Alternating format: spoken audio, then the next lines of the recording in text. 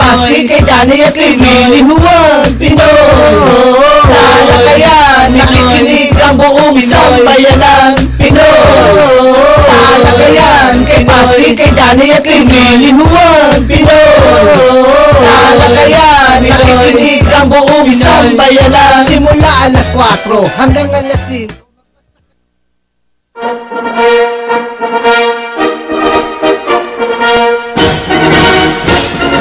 Ay, isa pong magandang hapon po sa inyong lahat, mga suking taga-subaybay dito po sa ating programang Talakayan Pinoy dito po sa stasyong Kakampiyon Line. Tayo po'y medyo nahuli at ang aking partner na si Classmate Paski ay hindi rin makakasama, kaya samantalayan na lang natin ang maigsing panahon, no? Binabati natin si Mr. Equalizer na sana'y umayos na ang kanyang kalagayan, no? Namimiss na natin siya. Halos mga ilang buwan na rin siyang nagpapagaling sa kanyang likuran, no? Sana'y gumaling na ang kanyang likod. At of course, yung ating mga kaibigan, mga kababayan, ang ating mga taga-subaybay, kung saan man kayo naroroon sa buong bansa, sa buong mundo, no? Lalo na yung ating mga OFW, sana'y nasa mabuti kayong kalagayan dyan. Sana'y pagpalain kayo ng Panginoon sa inyong pagtatrabaho, pagsusumikap para sa inyong mga pamilya dito sa ating bansa. Sana'y tuloy-tuloy ang inyong pag-asenso, no? At sana'y balang araw makaipon kayo ng puhunan at makapag-isip-isip kayo ng magandang negosyo, magandang business dito sa ating bansa para inyong kinita ay manganganak na rin, no?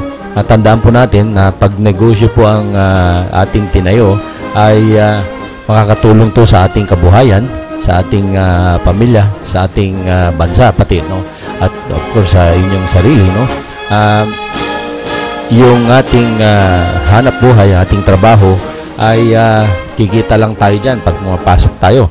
Ngayon po pag yung ibang kinita nyo ay ilagay nyo na sa isang maliit na negosyo, ay maaring ito ay lumaki, at balang araw ay susuportahan kayo dyan sa inyong kabuhayan. Kaya sana po yung makapag-isip-isip tayo ng pamamaraan para tayo po ay magkaroon ng mga negosyo, no?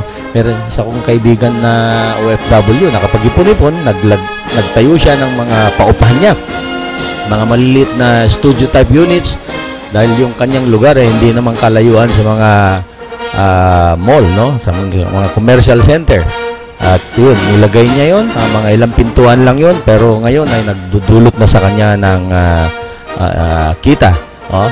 At dahil ito ay hindi kalakihan ng mga properties, mga studio type units lang, ay ito po'y gustong-gustong maukupan ng mga o maupahan ng mga nagtatrabaho sa mga call centers sa mga malls, yung mga medyo maayos kumitang mga couples o mga kabataan.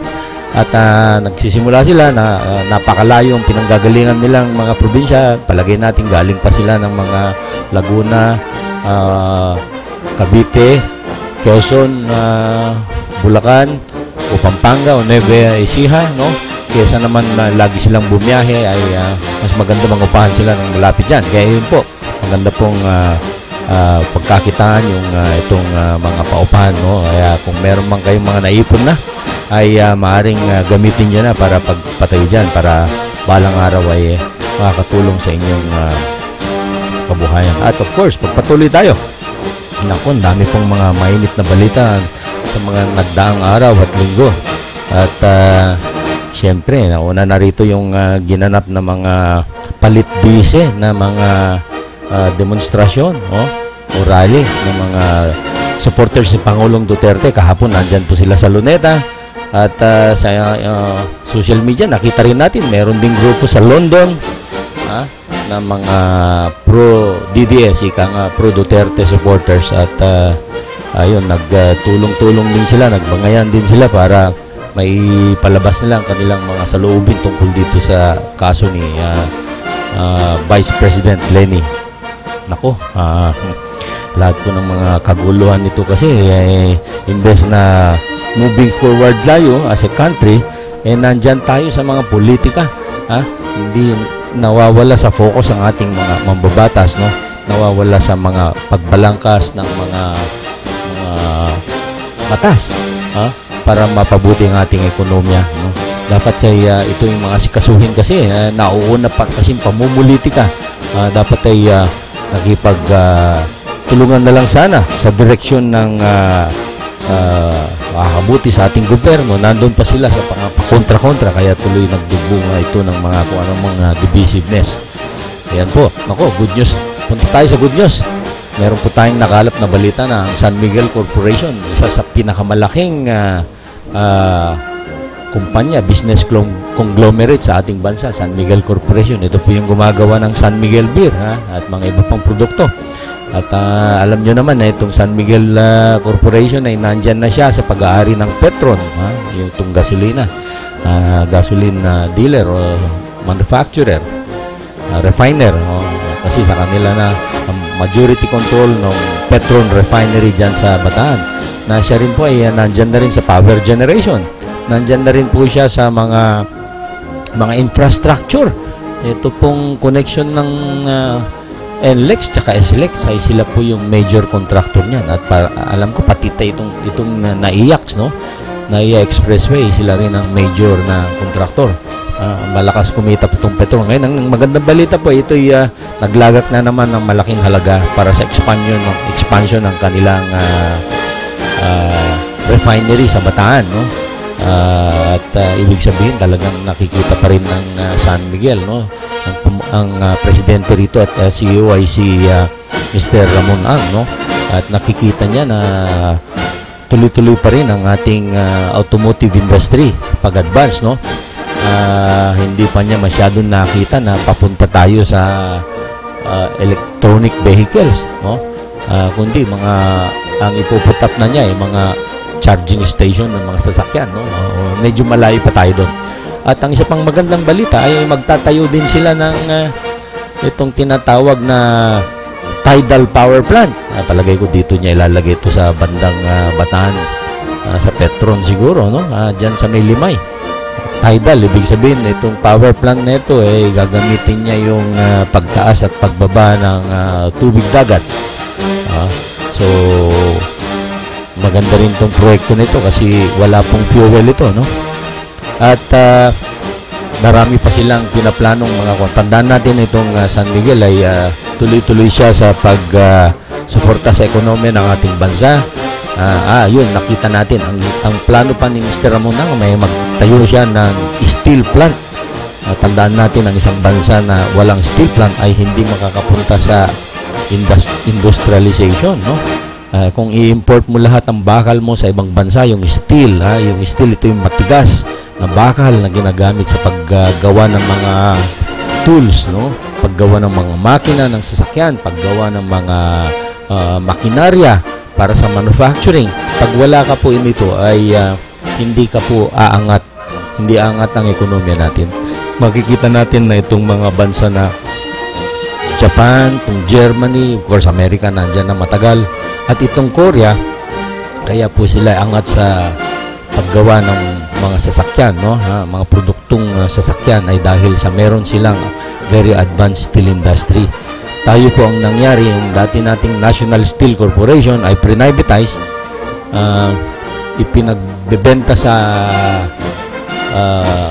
privatize kumbaga, no? Nabili ng Keppel yata yung iba, nabili ng Malaysian investors itong National Steel, kaya nawala sa ating bansa, no? At ayun, medyo napapag-iwanan talaga yung bansa natin. Dapat po magkaroon ulit ito, no? Itong mga malalaking kumpanya katulad nitong San Miguel, itong Ayala, itong mga SM, itong mga iba pang mga industriya, itong kumpanya ni Mr. Lucio Tan tsaka Gokong Wei, ay sila po sana ay mag-invest sa malalaking industriya na magdudulot ng mga bagong produkto para sa ating bansa, para kung sa gayon ay magkakaroon tayo ng mga malalaking factories, at para itong ating mga ibang kababayan sa OFW na hindi na maganda ang kita doon ay dito na sila magtrabaho sa ating bansa para yung value added na sinasabi ay madagdag sa bansa natin. Hindi laging nadadagdag dun sa bansa na pinagtatrabahuan nila para sana'y umangat na yung ating ekonomiya. Yan po ang mga magagandang balita ngayon, no? Of course, may mga negative news pero ayaw natin masyadong bigyan ng kanyan. Pero para lang sa leksyon, nagbabala ang Pangulong Duterte na ilalantad niya yung mga maling paggamit ng pundo ng gobyerno ng mga nakaraang administrasyon. Matatandaan natin na binatikos niya sa kanyang speech, no? Itong paggamit ng nakaraang administrasyon ng tinatawag na DAP, DAP funds o kaya PDAF, no? Malala natin na question ng mga oposisyon ng nakaraang administrasyon, no? Itong paggamit ni Pangulong Noynoy at saka ni Secretary Butsabad, itong DAP funds o kaya PDAF, no? Presidential pork barrel kung tawagin, no? At nag-ruling naman ang Supreme Court ng mga panahon na yon na ito'y maliwanag na illegal, hindi po tama. At itong nakarang linggo yata yung sinabi ng ombudsman na para bang ire-reprimand lang niya si Secretary Butsabad dahil dito sa paggawa nito, no? Paggawa ng nakarang administrasyon nito. Doon mo makakita na parang kids glove yung ginamit ng ang ombudsman, no? Parang double standard pagdating dun sa paggamit ng PDAP ng Pangulo, ng dating Pangulong Noynoy at saka itong si Butsabad ay tatapikin lang, no? Papaluin lang yung kamay. Ayos mo naman yun. Ayan, sana hindi mangyari ngayon panahon ni Pangulong Duterte dahil napakalakas niya, napaka-popular na Pangulo. Matatandaan natin na bakit maski sa buong mundo siya pinaka-popular, no? Siya pa rin ang leading mula nung Sabado, hindi ko alam tong linggo, no? Mula nung Sabado ng gabi ay ang Pangulong Duterte ang nangunguna doon sa ginaganap ng Time Magazine na survey, online survey ng Time Magazine kung sino ang pinaka-impluwensya na tao sa buong mundo. At ang Pangulong Duterte ang numero 1, nakakuha siya ng 5% ng mga bumuboto sa online. At malayong pangalawa ang sino ba 'yon? Sila mga ibang leader, si Donald Trump 2%, si Xi Jinping siya palang 2%, at saka si Angela Merkel, no? Ang lalayo nila. Ayun, si Pope Francis yung number 4, yung number 3, ang number 2, sino ba yan? Hindi ko maalala, no? Pero anyway, malayo yung mga yung mga sumasegunda sa kanya, nasa mga 3% lang, Pope Francis 3%, at saka iba pa, no? Mantakin mo na maski si Bill Gates mga 3% lang nakukuha, pati si Mark Zuckerberg yung founder ng Facebook nasa 3% lang. At ang Pangulong Duterte merong 5%. Mantakin mo yung popularity na yan ng Pangulong Duterte sa buong mundo. So yung mga nandun sa Amerika, nasa Great Britain, nasa Europe, nasa Asia, at nasa South America, kilala nila si Pangulong Duterte kaya nakakakuha ng ganong kataas, pinakamataas sa mga 100 na nilista ng Time Magazine. Kaya although nagpalabas ang Time Magazine, ng isang writer nila ng negative na parang sinasabi nila alam daw nila na ang Pangulong Duterte mahilig gumamit ng internet para maiangat yung kanyang popularity, pero hindi tayo naniniwala rito dahil ang Pangulong Duterte naniniwalang mga tao sa kanya dahil sa kanyang style, no? Yung kanyang outspoken, no? Fiery, very speech, di ba? Nakita naman natin. Talagang umuulan ng batikos ang ginagawa ng Pangulo. Pag siya nagsalita, talagang pinapakinggan. Hindi na niya kailangan ng mga guide pa dyan o kaya speech. Binabasa niya speech niya, pero madalas ay talagang he speaks out of his mind. Kaya naman po masasabi natin na oo, kaya he speaks out of his mind and also from his heart. Kaya po masasabing totoo talaga itong si Pangulong Duterte. Kaya naman po siya kilala, masasabing maimpluwensya sa buong mundo.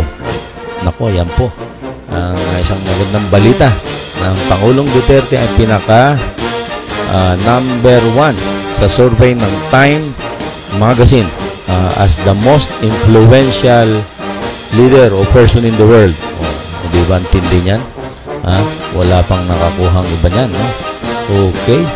Sana'y tuloy-tuloy ang magandang mga gawain ng Pangulong Duterte para sa ating bansa, para tuloy-tuloy na ang pag-angat natin, no? At sana itong mga oposisyon ay mag-isip na lang ng magaganda, hindi yung puro negative, para tuloy-tuloy na. Mahalaga kasi ang unity sa isang bansa, no? Para makamit natin o makamit ang Pilipinas ng pag-angat, no? Yan po ang maganda, no? At ayan po. At marami pa pong mga ibang mga gusto ng Pangulo na ito'y mangyari sana, yung pakikiisa ng mga Moro, MNLF, MILF, at of course itong National Democratic Front, itong CPP-NPA. At sana'y tumigil na yan. Tagal na yan. Almost 48 years na yata, kasi 1969 nung itinatag ni Chairman Juma Sison itong Communist Party of the Philippines noong 1969. At ano ngayon? 2017. So 2 years na lang maging 50 years na yung ano na yan? Laban ng mga komunista na yan para maging sila ang leader sa bansa natin. Nako. At pag-aralan mo yung mga ibang bansa, kung nasan na yung mga narating nila, no, yung mga naunang mga bansa na naging komunista, unti-unti na silang nagbabago, pumupunta na sila sa demokrasya, no, sa kapitalismo, no. Ayan, katulad ng Vietnam. Ang Vietnam ay tinalo niya ang Amerika noong 1975, napatalsik ang Amerika diyan, at tingnan niyo na siya ngayon. 1975, mahigit 40 years na yan. Napaka umaasenso na yung Vietnam, humahabol na siya sa Pilipinas sa pag-angat. At yung Cuba na dati ring pinamunuan nung namayapan ng Fidel Castro ay makikita natin na hindi naman siya umangat. Nandun pa rin siya. Maaring magandang konting kwa niya kasi mayroong special treatment ang Russia, being a communist party, tumutulong ang Russia sa kanya, pero hindi rin siya umangat Mas umangat yung mga democratic countries, yung mga sinuportahan ng ng Amerika at United Kingdom at mga Europe, no? Katulad nitong Japan, of course, umangat na dati yan. Yung South Korea, itong Malaysia, itong Hong Kong and Singapore. Ayan po, yung mga bansa na umaasenso, no, sa ekonomiya nila. At kung ang bansa natin ay sana mapasama rin dyan sa mga ganyang mga bansa na maangat, no, ay lalo kung mabawasan ng mga negative politics ay tayo makakasama na rin dyan sa mga umaasensong bansa na yan, tulad ng mga European countries na yan, yung mga France, Italy, Germany, Netherlands, at saka ano pa, mga Belgium, Switzerland, yung Scandinavia. At dito sa Asia naman, yung Japan and Korea, at of course, humahabol na ngayon itong Thailand, Malaysia, Indonesia. Yan po.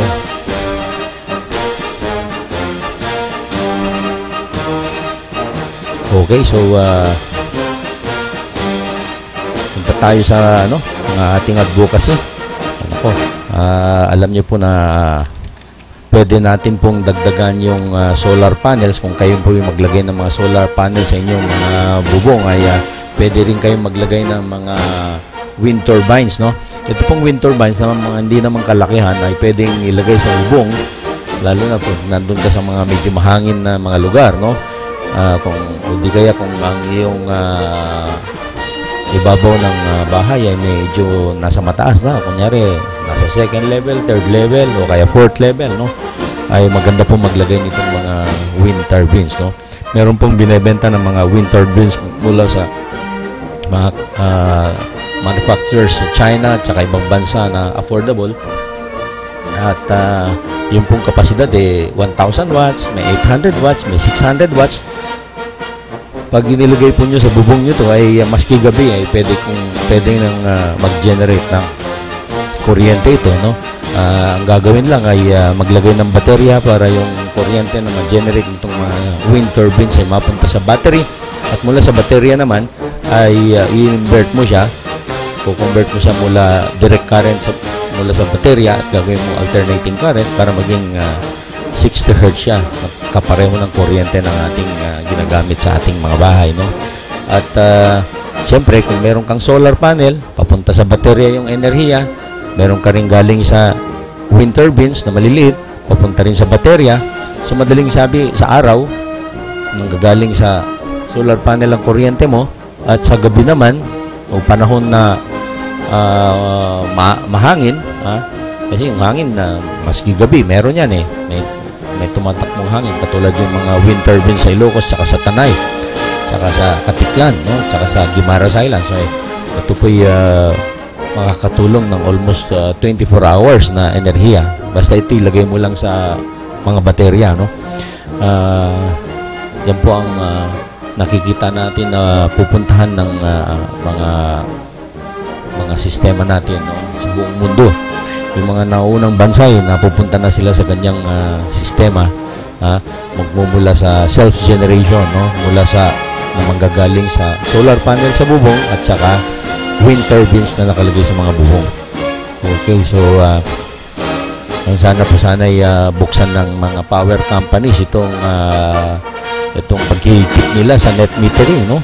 Dapat buksan nila para yung enerhiya na ma-generate ng mga ganitong micro power na tinatawag, micro power generation, ay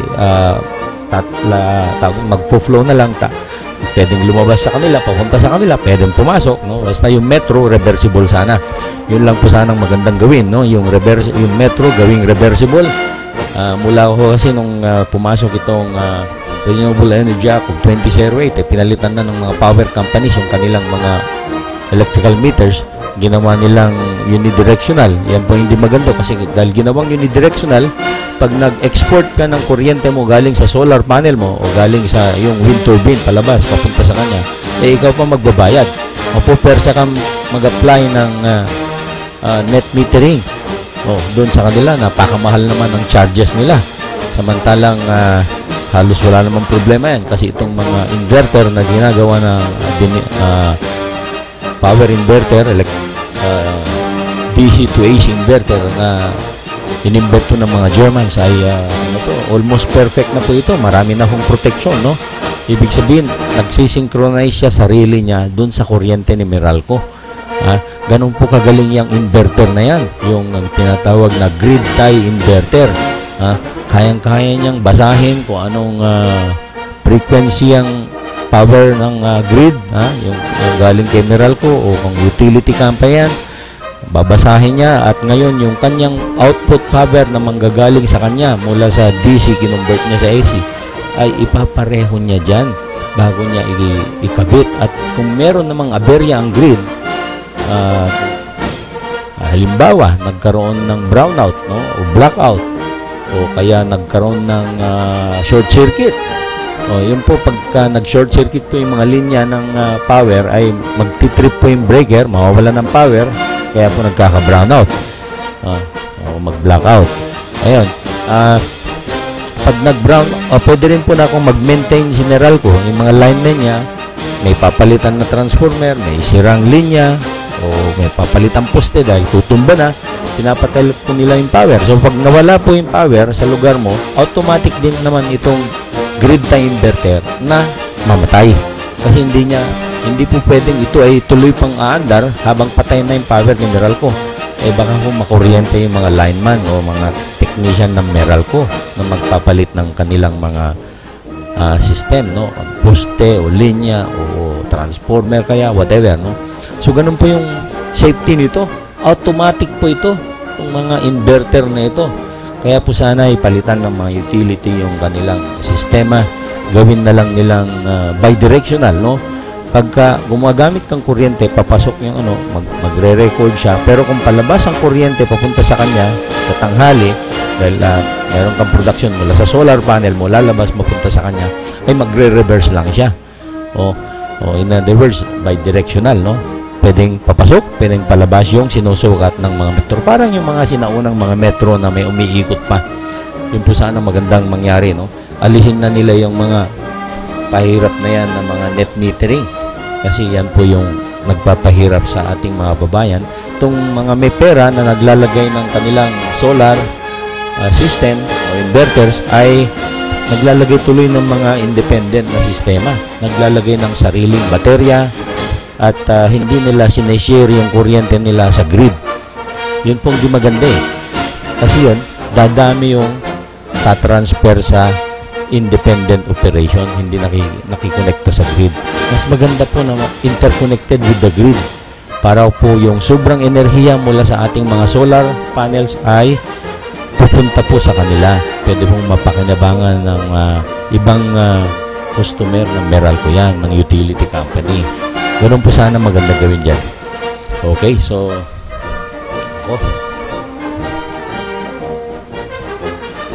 medyo kapos na yung oras natin.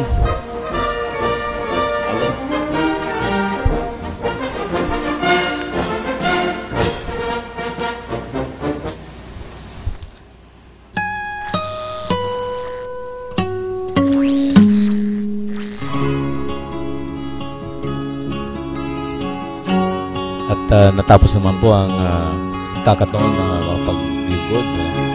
Muli po sana kami papasalamat sa iyo, Panginoon, sa pagkakataon na binigay mo sa amin. Maraming salamat po sa mga biyaya ng buhay na pinagkakalob niyo sa amin araw-araw. Huwag po sana kayong magsasawang patawarin ang aming mga kasalanan. Maraming salamat po sa inyong patuloy na pagmamahal, pag-unawa, pagtulong, paggabay sa amin. Nawa po lumaganap sa sanlibutan ng pag-ibig, kapayapaan at pag-unawaan sa bawat isa. Amang banal, mahal po namin kayo sa ng aming mga kapwa. Nawa po ibasbasan po ninyo ang programang ito, ang Talakayang Pinoy, at ang istasyong ito, ang Kakampiyon Line, upang kami patuloy na makapaglikod sa inyo at sa aming kapwa. Ang lahat po ay ng papuri at pasalamat ay sa inyo, Panginoon. Ito ang aming samot dalangin sa pangalan ng anak na si Jesus, pamamagitan ng Inang Birheng Maria. Sa pangalan po ni classmate Pasky Natividad at of course si Mr. Equalizer. Ito po inyong lingkod, Engineer Willie Juan. Pagpatuloy natin ang wagas sa paglilingkod sa ating mga kapwa at ang Panginoon ang bahalang magbalik at tataas natin ang sa Panginoon ang ating mga si Pangulong Duterte at mga ibang kasama niya sa paglilingkod sa bayan na sana po bigyan sila ng lakas, sigla, sapat na katalinuhan at wisdom at para may pagpatuloy nila ang magagandang programa para sa ating bayan. At sa pangalan ng ating technical engineer si Mr. Alan Soto, magkarinigan po ulit tayo sa susunod na pagtatanggal sa susunod na Miyerkules, no? Mabuhay ka, Pilipinas! Gising na kaibigan ko, ganda ng buhay ay nasa sayo. Ang oras daw ay ginto, kinakalawang lang pag ginamit mo. Kailan ka pa magbabago? Kailan ka pa matututo? Ang lahat ng ilog sa dagat patungo, sanang isipan at mararating mo. Kay ganda ng buhay sa mundo.